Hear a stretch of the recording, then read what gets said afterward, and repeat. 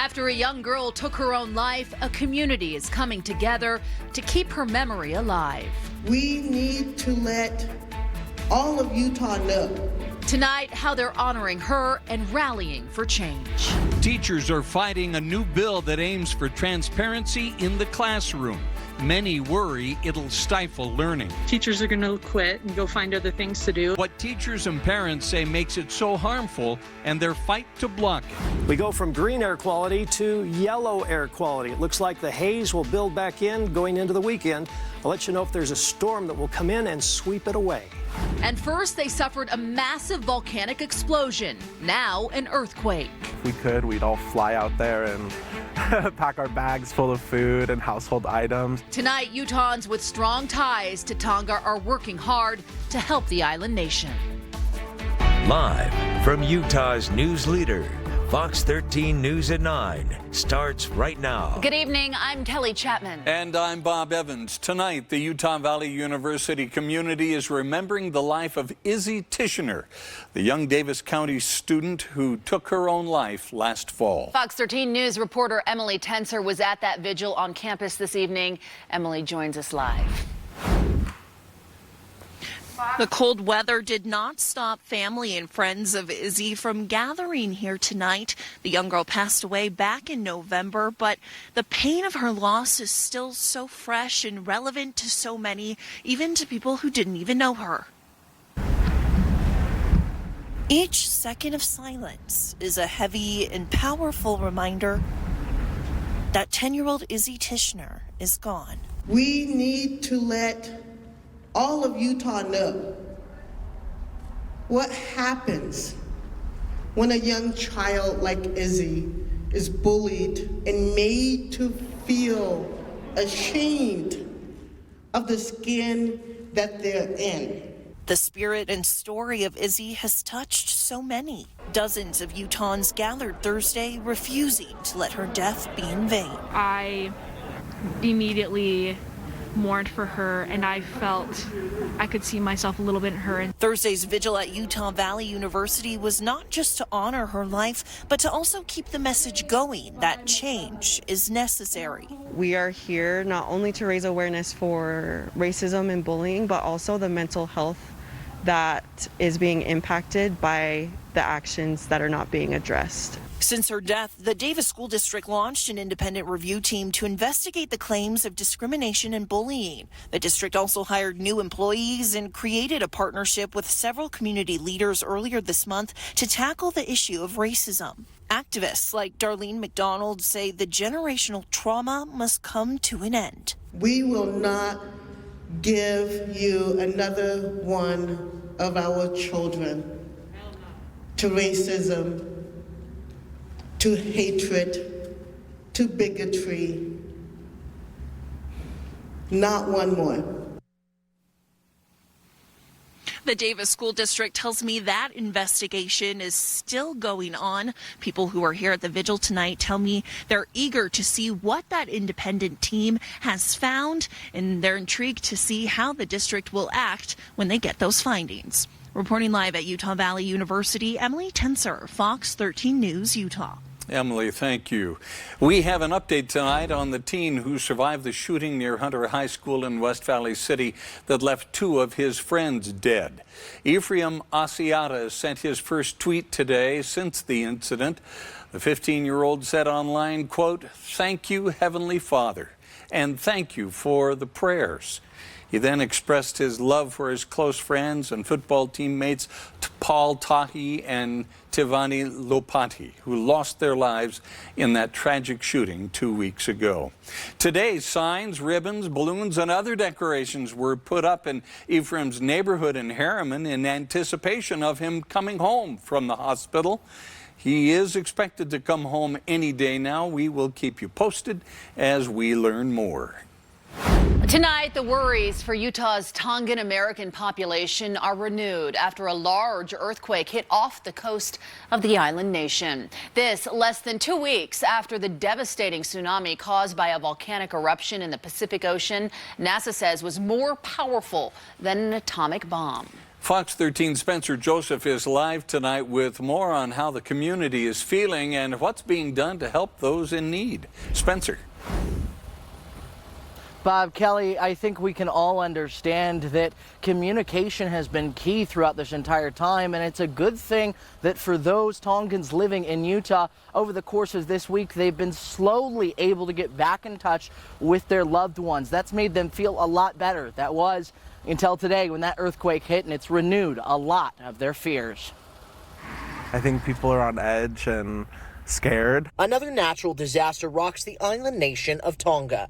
This time, a 6.2 earthquake, coupled with last week's tsunami, causing major problems for the island nation. A lot of these families are all out of household items. Some houses are totally destroyed. And for Utah's Tongan population, it's been a difficult week. It's been a lot. I think, most of our staff has family in Tonga or we know somebody. This is Jacob Ciolo, a case manager with the Pacific Islander Knowledge to Action Resources, or PICTAR. We are consistently busy. Their task right now has been to support families here in Utah, feeling stress and worry for their loved ones back home. We're the only PI organization that is doing all of this work right here in the valley. But supporting those here is only half the battle. Getting supplies to the island nation is another struggle, one that's nearly impossible. That's probably the most frustrating part, is because, if we could, we'd all fly out there and pack our bags full of food and household items. They've been collecting funds, but there's another issue with that too. The shelves in stores in Tonga are empty, so money isn't going to help. That's why they're working with people on the ground. One is the Domestic Violence Shelter, and the other is the Tongan Laity Association, which is the LGBTQ association there in Tonga. Once the stores are restocked, once there's goods that are there on the ground, those organizations will be able to get that money, be able to purchase all those goods and make sure it gets into the community. So as difficulties continue for the Asian Pacific Islander and Tongan communities in Utah, the generosity of those willing to help is what will bring them through. I'm just hearing every day that there's big donations coming in. People are always messaging us, where can we donate? How can we help? There's things happening all throughout the valley. For some context, 1 in 4 Tongans living in the United States actually live right here in Utah, so we have a very large population. For more information on how to donate, we'll have that up on our website, fox13now.com. On Capitol Hill, Spencer Joseph, Fox 13 News, Utah. Many teachers are fighting against a bill that would require them to post their curriculum online and then notify parents of any changes in advance. We spoke with a teacher who says this will shift the focus away from student learning to compliance with the policy. Policy that, no matter how well intentioned, always winds up at the doorstep of the teacher, and it winds up increasing our workload. This policy in particular winds up not only increasing our workload, limiting our ability to react to student needs as we need to. He says this will likely hurt students with disabilities or English language learners the most because their teachers need to be able to adapt right in the moment. We also heard from a parent who called this bill, quote, tone deaf, and said she's worried if it passes, it will worsen the staffing shortage. People aren't going to want to go into that profession. Teachers are going to quit and go find other things to do, and that's going to leave my kids with larger class sizes. The Utah Education Association does have a petition up on its website right now. They're gathering signatures in opposition to HB 234. Cool seasonal weather right now, but it looks like we've got haze headed our way for the weekend, Dan. Yeah, I'm sorry. I hate to bring that bad news to you. While we have haze, the East Coast is going to see a nor'easter. The same little storm that brought the wind to southern Utah, well, that'll sweep up the East Coast Saturday and Sunday. They're going to get plowed under. While we have high pressure, that means anything that's stuck in the valleys like car pollution, industrial pollution, well, that's going to stick around. Well, wind hit southern Utah. It's still blowing a bit tonight. We had 57-mile-per-hour gusts at White Reef. New Harmony, 44 miles per hour. The St. George Airport picked up those winds as well. Yellow air quality for tomorrow, Saturday, and maybe even a little bit worse on Sunday, but the good news is there's a storm coming in. We'll talk about that, of course, in a little bit. 28 outside right now, no wind, so there's not a wind chill associated with it, but we're already down to 3 in Preston. 9 at Bear Lake. Some of our higher mountain valleys where snow is on the ground will go below 0. How cold it will be in Salt Lake City, I'll let you know coming up in just a bit. Coming up on Fox 13 News at 9. Talking to his father, he was very traumatized by this event, which is sad. A teen on the autism spectrum is attacked while on the job in Magna. What police want you to know tonight.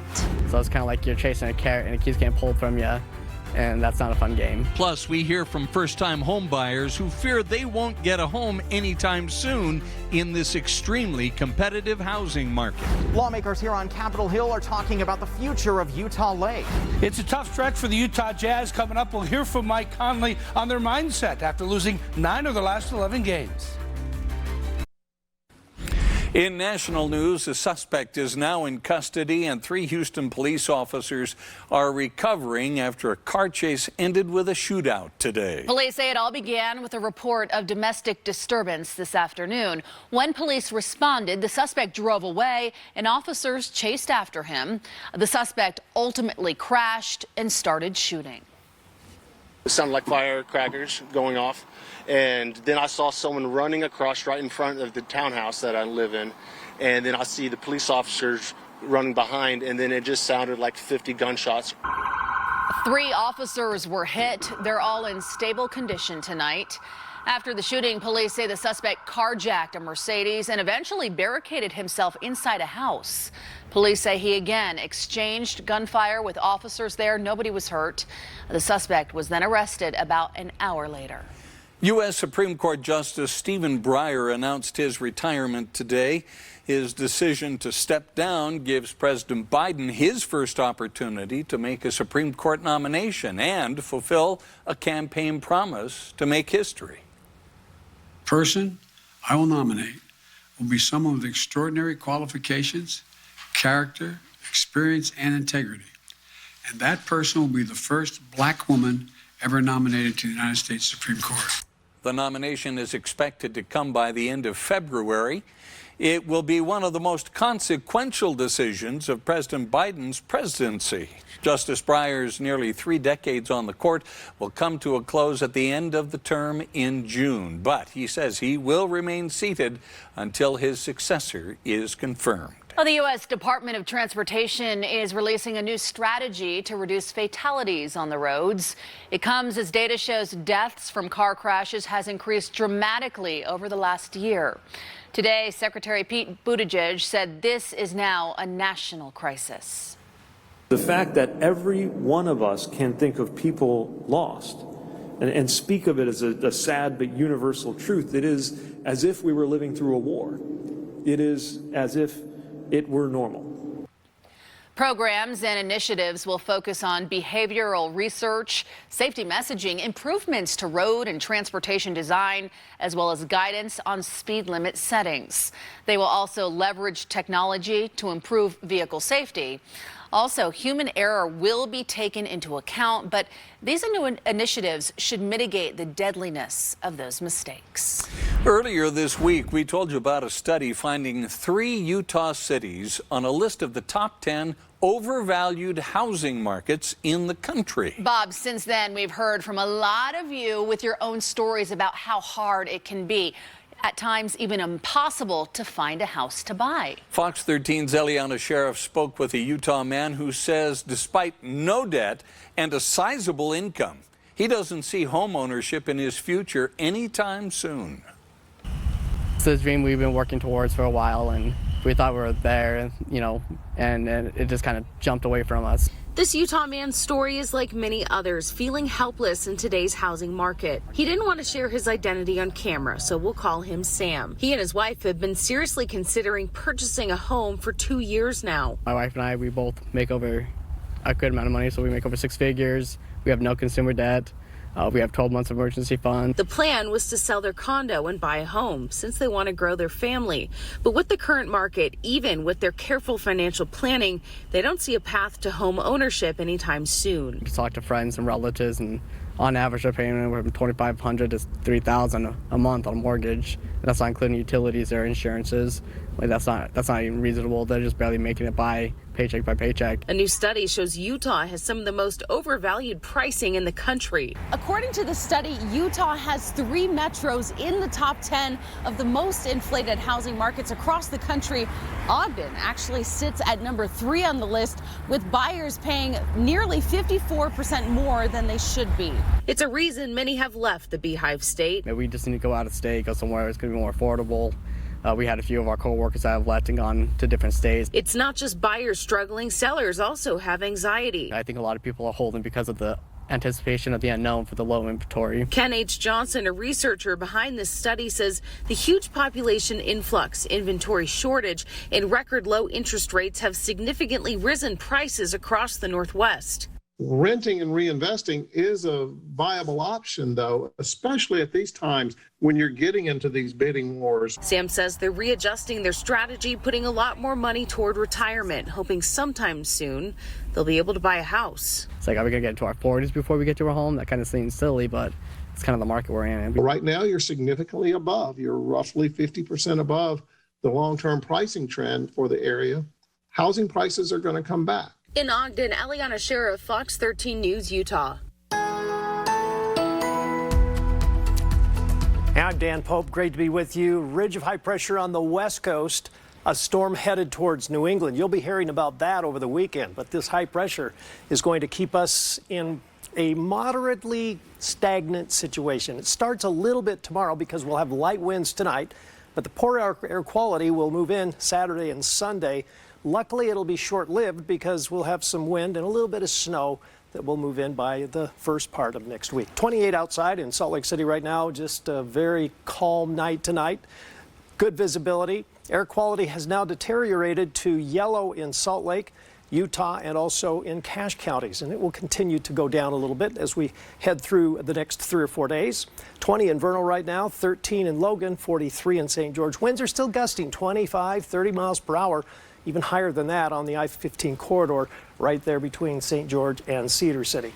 But the satellite really is pretty quiet, and as we put this into motion, you'll see only a few clouds associated with a southern split in the jet stream. This is Saturday and Sunday. Here we are in the north under quiet and stable conditions, so that's why we'll see a buildup of haze Saturday, Sunday. But watch what happens on Monday. The storm tries to get a little bit closer to us. The wind starts to blow north of us, and eventually it does reach Salt Lake City. So we'll blow what haze develops over the weekend away, and we'll bring in some chances for a little bit of snow. Now, this is not going to be a big storm. Yeah, it'll stick around until Wednesday. It's going to turn a lot colder, and see the wind arrows? Yeah, we're going to have the wind. It will be very, very chilly as we head into the middle and latter part of the week. But the jet stream will move north and will be out of the main influence of the westerly winds that bring in all of the precipitation. Good for car washing, though. Highs tomorrow, 35 in Park City, 40 in Provo, 39 in Richfield. How about a 44 in Blanding? Hello, Vernal, 32 for your high temperature, 57 in St. George on Saturday, 60 on Sunday as that partly cloudy sky moves in. Next week, a little bit of wind and a lot of chilly. Call it colder weather Wednesday and Thursday with highs only in the 40s. Now for Salt Lake City, 39 tomorrow after a morning low of about 17 or 16, so it'll be chilly in the morning. 42 Saturday and 43 on Sunday. Average high this time of the year is 40, so a smidge above average, but more in the way of haze. And then as Monday rolls in, that front hits, and that will bring wind and a few snow showers. I'm not looking for any big accumulations, but look at the high temperatures. Low 30s and lows back into the teens. Typical, I guess, 1st of February weather. Sure is, Dan, thank you. Still ahead, the murder trial for Chad Daybell takes center stage in the courtroom once again. What came out of today's proceedings?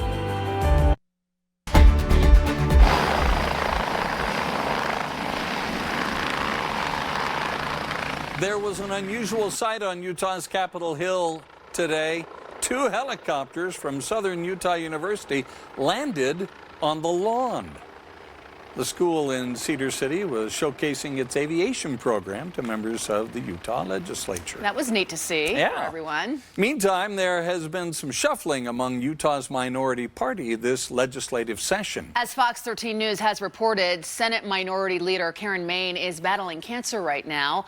That led to a reworking of Democrats on committees. Some complain they've been yanked from committees. Then it was revealed that Senate Minority Leader herself made the decision to spread Democrats more equitably among committees.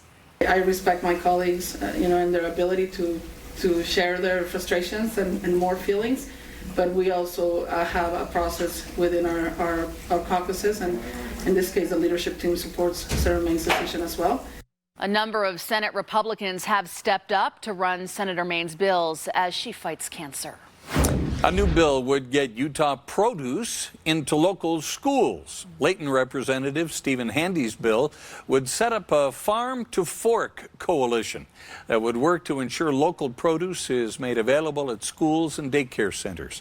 The bill has just been introduced. Well, another bill introduced today would require landlords to give 24 hours notice before going into a rental unit. Cottonwood Heights Representative Galen Benyon's bill has some exceptions, including emergencies. A bill that expands Utah's animal cruelty laws to ban all forms of animal fighting has failed. It was a narrow vote of 36 in favor, 37 against Provo Representative Marcia Judkin's bill. It would have expanded Utah's laws against dog fighting and cockfighting to cover all animals.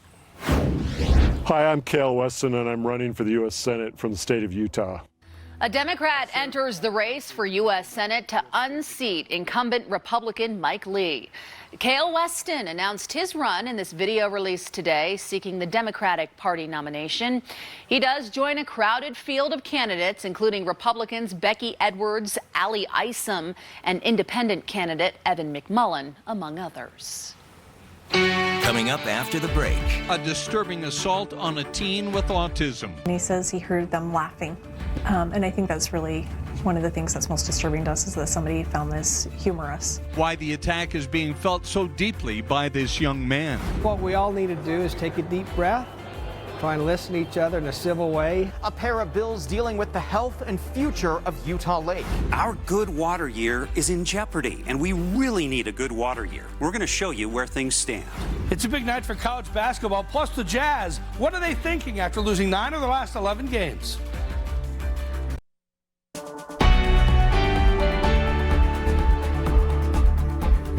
Tonight, a call for help from Unified Police to find the people inside this car who shot a teen with autism in the back with a BB or pellet gun earlier this month in Magna. The teen was working at the Smiths in town the night it happened. He wasn't seriously hurt physically, but as Fox 13's Chris Arnold reports, the emotional wounds go much deeper. Talking to his father, he was very traumatized by this event, which is sad. The Unified Police Department is looking for answers. This is surveillance video from the Smith's grocery store in Magna around 10:30 at night on January 8th. You see a 17-year-old employee who's autistic walking outside to collect some shopping carts. In the distance, a blue sedan pulls up and the boy is shot with what police say is either a BB or pellet gun. He's hit in the back, and he feels that. It's quite painful.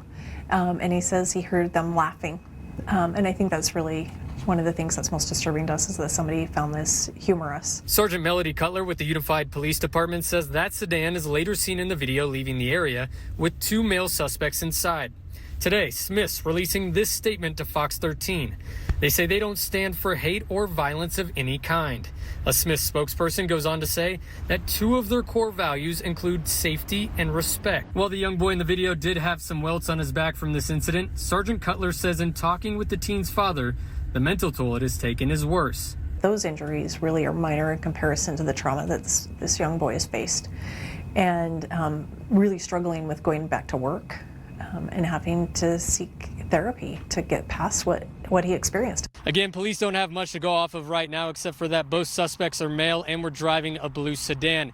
They're urging anyone who has any information or saw something to call them at 801-840-4000. In South Salt Lake, Chris Arnold, Fox 13 News, Utah. Salt Lake police are trying to identify a body found in the Jordan River this morning. Officers were called to the area of 730 North Riverside Drive just after 11. The fire department's swift water rescue team was brought in to recover the body. Homicide detectives and crime lab technicians came, as is standard procedure for any death investigation. If you have any information that could help, Call Salt Lake Police. A judge has granted Chad Daybell's attorney more time to file a motion to dismiss the murder case. During the virtual hearing today, Daybell's attorney, John Breyer, argued that he does need more time to file because of an additional grand jury proceeding being held in the case. Anything that was said, the suggestion that I wouldn't be entitled to it, I think is ludicrous, because any information about what a witness says in front of any kind of a proceeding, I would be entitled to it. Judge Stephen Boyce has scheduled a hearing for the motion to dismiss on March 23rd. Chad Daybell and his wife, Lori Vallow Daybell, are charged with multiple crimes, including first-degree murder related to the deaths of Lori's children, J.J. Vallow and Tylee Ryan, as well as Chad's first wife, Tammy Daybell. Another 5,458 doses of the COVID vaccine have been administered in Utah in the past day. More than 2,500 of those were booster shots. Tonight, we are seeing an increase of 7,033 new cases of COVID-19 in the state of Utah. 930 of those are in school-aged children. The deaths of 6 more people are being attributed to the virus. Right now, 843 Utahns are currently being treated for the virus in local hospitals. That hospitalization rate hit a new record for patients with COVID-19. This as state health officials warn they have been undercounting these patients by scores in recent weeks. Our content partners at the Salt Lake Tribune say this is happening in part because of an error in the hospital reporting system. Intermountain Healthcare says the case counts also remain high, keeping emergency rooms full and ICU beds beyond capacity. While the peak in cases was expected to hit soon, places such as Summit County are still seeing a quarter to a third of their patients testing positive for COVID. I think those same numbers mirror a lot of what we're seeing throughout the system, whether it's in the rural facilities or in our big cities. We're still seeing, a quarter to a third of our patients are COVID positive and coming in for COVID issues. Dr. Province also says parts of Utah see the numbers they do because so many people bring in infections from out of state. Well, coming up, the state legislature is considering the future of Utah Lake, the dramatic option that is causing controversy. And how low will Mother Nature go? I mean, temperature-wise. I'll have your forecast for tonight and beyond coming up. On Utah's Capitol Hill, there are some new bills focusing on the future of one of Utah's biggest water bodies. Utah County lawmakers are looking at ways to protect Utah Lake. Here's Fox 13's Ben Winslow.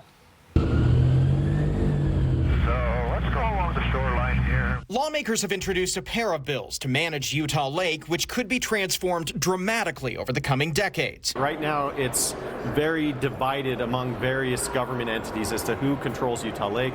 This consolidates that, and it provides some resources to make decisions to improve the lake. Representative Brady Brammer has a bill to create a Utah Lake Authority to determine things like how to handle cleanup. It's kind of a herky-jerky start-stop method for dealing with phragmites or algal blooms with different approaches all the time.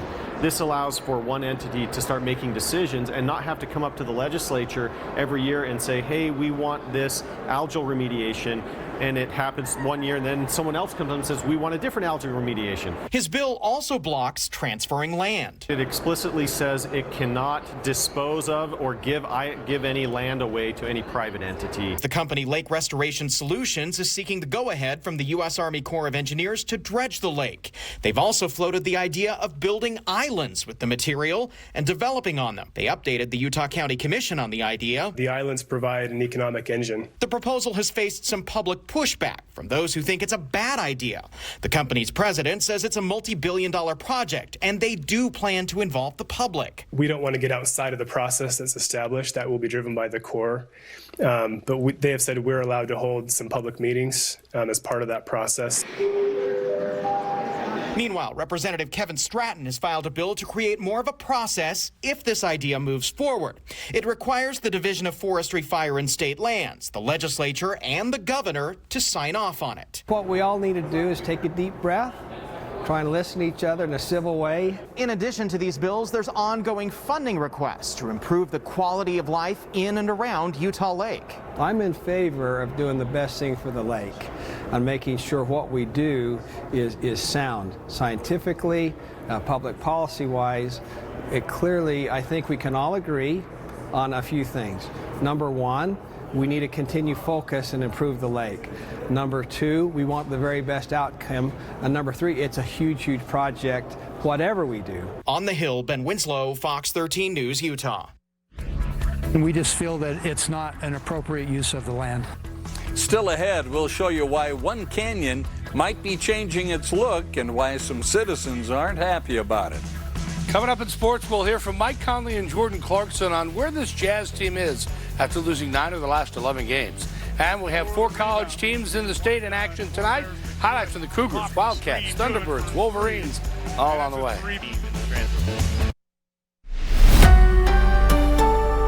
This is News Literacy Week across the country, where we underscore the vital role of news literacy in democracy. To help provide our audiences with the knowledge, tools, and abilities to become more news literate, we hosted a town hall meeting on the Fox 13 News Facebook page today. Fox 13 News investigative reporter Nate Carlisle demonstrated how you can gain access to the same information journalists in the media have. It really is simple.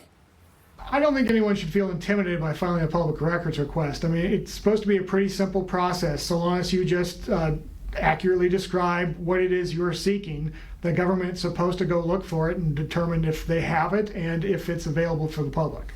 To see today's entire town hall meeting and learn more about requesting public records, go to fox13now.com. The city of Wellsville in the Cache Valley is continuing to move forward after voting yes to a proposal for a new housing development in Sardine Canyon. The proposal is to build 131 houses in Sherwood Hills. Now, despite the council's vote, some community members are concerned with the plan. They say they do not want to change something so historic. It is a beautiful canyon and a pristine area, and we need to save that for generations to come. Once it's this development, you can never go back, and it just would be a shame to see that happen.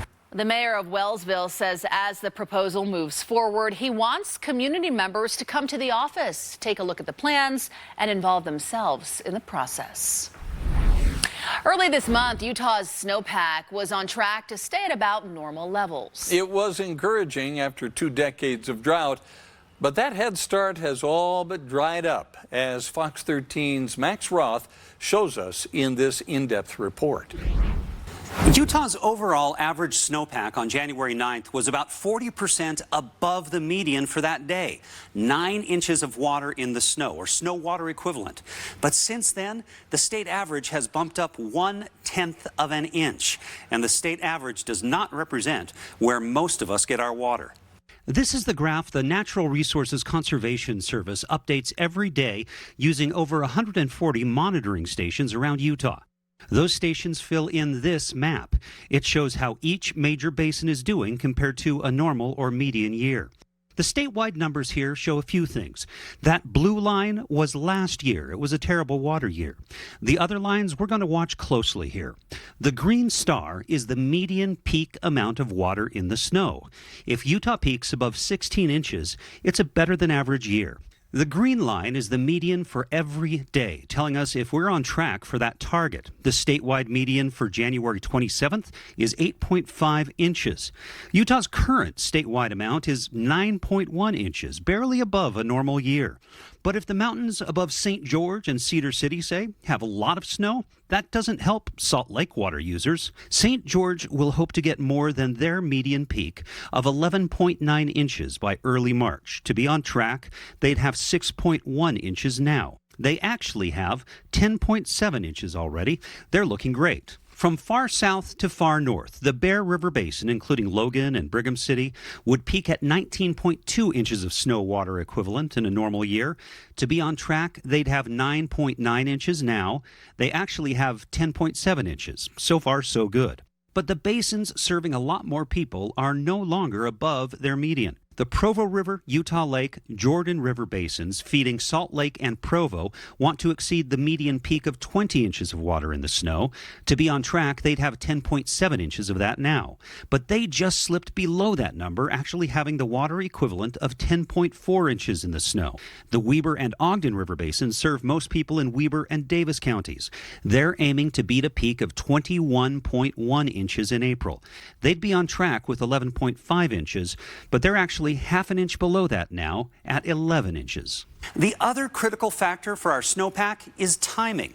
Now, in the south, I mentioned they peak in March because it gets warm earlier in their mountains. In northern Utah, we want to peak in early April or later. Some good storms can make all the difference between now and then. In studio, Max Roth, Fox 13 News, Utah. So the western United States is under a ridge of high pressure. The eastern part of the country is preparing for what may be one of the biggest nor'easters in history, and I say that carefully. There are some computer models predicting as much as 30 to 36 inches of snow in eastern Massachusetts. That's going to clog up flying into Logan Airport for sure. And in southern Florida, it's going to be so cold that they're going to have iguana falling warnings. In other words, the iguanas get so cold they can't move around, they literally fall out of the trees. It's going to be teens and 20s in Florida while we sit here under a ridge of high pressure, which will cause some stagnant conditions, some poor air quality this weekend. We do have a little storm coming in. It'll brush by, help clean out the air, but it's not going to deliver the kind of punch to build that snowpack that Max was talking about. 28 right now in the capital city with no wind, clear skies, and a pleasant evening. Most areas are going to see cold temperatures tonight, probably as cold tonight as it has been during the last couple of weeks. We have lows expected to drop into the teens and 20s, maybe even below zero on the north side of the Uintas. It'll be close to or even below zero in Logan. That may develop some fog in places, so higher mountain valleys where there's snow on the ground, possible fog, Heber, those parts of Wasatch County, as well as maybe around Strawberry Reservoir. Could see some fog there. Now here's our forecast with that ridge dominating the western part of the country. While the east gets clobbered, we have a little weak disturbance that moves by. It's a southern split in the jet stream. That'll bring a few clouds to southern Utah. We will see this little storm coming in. It'll bring a slight chance for a shower Monday late. Tuesday, again, very slight chance. This is not a big storm. It'll primarily impact Montana, and then it's going to head east, as most of the storms seem to have been doing the last month or so. Again, moving out on Wednesday, we get a break, and then there's another weak storm system Friday. But folks, this is just not going to do it for us. We need more in the way of precipitation, and that ridge seems to be the winner as far as the weather is concerned in the west. Here's how cold it's going to be tonight. 16 here in Salt Lake City. Tomorrow's high, 39. Some haze building tomorrow, more over the weekend. 35 in Park City as the higher elevations actually begin to warm up a little bit under high pressure. 39 for Ridgefield, 42 in Moab. St. George, 7-day forecast. Partly cloudy over the weekend. Highs in the upper 50s to near 60. Comfortable weather. Nice time to get out, maybe hike around Snow Canyon. 53 on Tuesday, and then the cold air comes in. This is really some very cold air because the ridge of high pressure, that northerly flow, will be coming right out of the Northwest Territories. So even Salt Lake City, after a smoggy weekend, we don't see a lot of snow with this storm Monday night, Tuesday into Wednesday, but we will see cold temperatures. Look at those highs only in the low 30s and lows in the mid and upper teens. So a very chilly forecast, but we need more snow, and I don't see anything coming in the near future.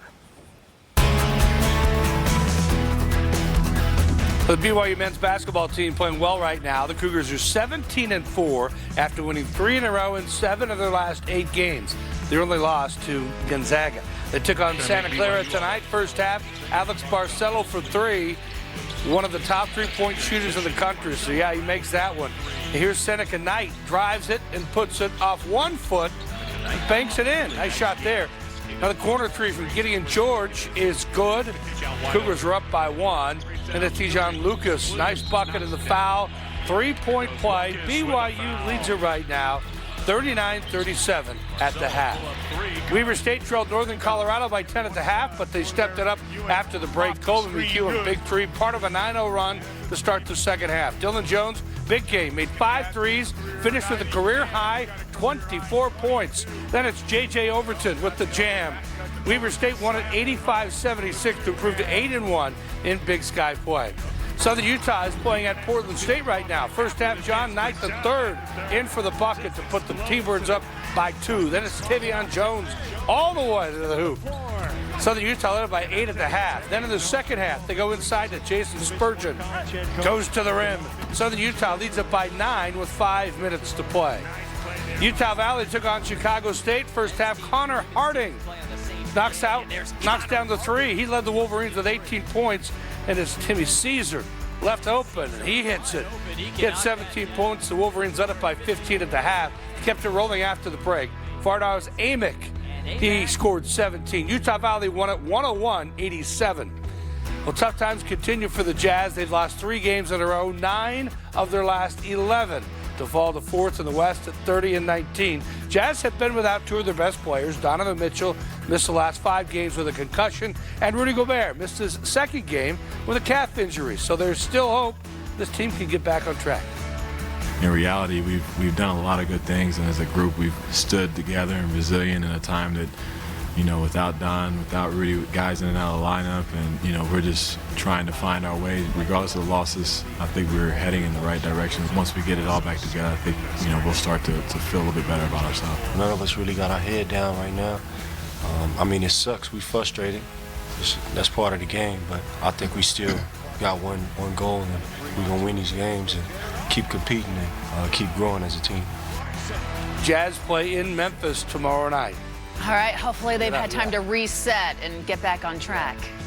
Thanks, Jeff. We'll be right back. Well, a video of a South Dakota police officer making a DoorDash delivery has now gone viral. So the officer had stopped the initial DoorDash delivery driver and arrested them for a crime. Oh, dear. The officer then tells the resident he is not who they were expecting as he hands over their order from Arby's. That is full-service policing right there. He did it, yep. Thanks, everyone, for being with us. QuickCast is next.